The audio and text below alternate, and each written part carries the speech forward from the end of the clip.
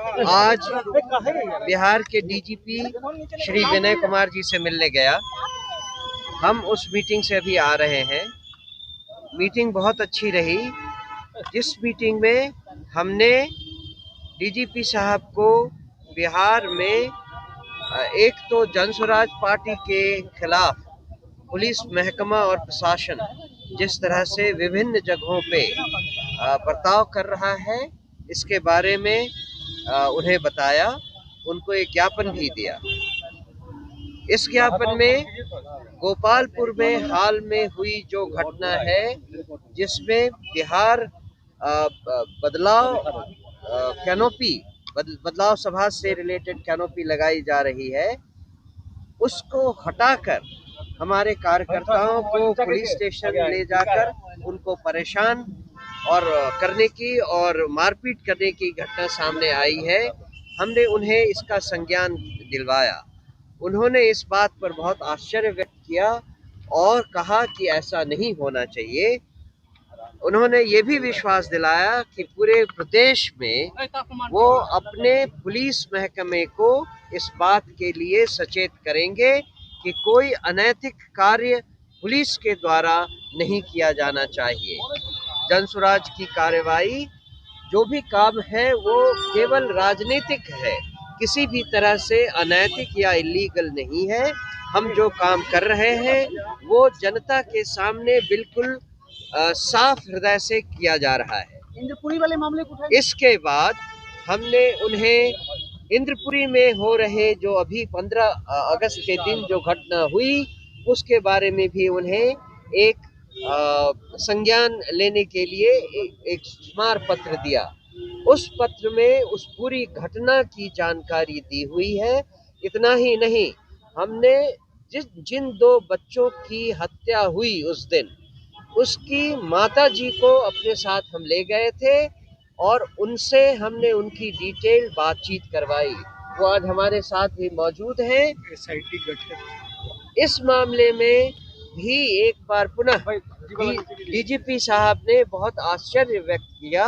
उन्होंने कहा कि मुझे इस घटना की कुछ जानकारी है, लेकिन जो डिटेल्स उन बच्चों की मां से उनको सुनने को मिला, वो सुनकर उन्हें लगा कि इस घटना की फिर से अच्छी इन्वेस्टिगेशन होनी चाहिए और उन्होंने एक एसआईटी का गठन करने का भी वादा किया।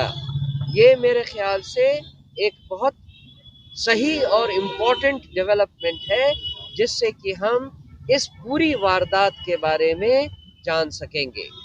इस घटना से रिलेटेड जो बर्बरता और अत्याचार पुलिस ने कुछ रात पहले किया, जिसमें कि लगभग 200 घरों को रात में 1 बजे से 4 बजे के बीच में दरवाजा तोड़कर पुलिस ने 200 से ज्यादा 200 से 250 लोगों को गिरफ्तार करके पुलिस थाने ले गए।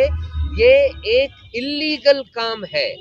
ये न तो मानवाधिकार से या नहीं तो पुलिस मैनुअल से किसी भी तरह से इसको जायज ठहराया जा सकता है। इस बात का संज्ञान डीजीपी साहब ने लिया और इस पर कार्रवाई करने की उन्होंने आश्वासन दिया हमें। हम ये भी उनसे बताकर आए हैं कि कल की घटना जिसमें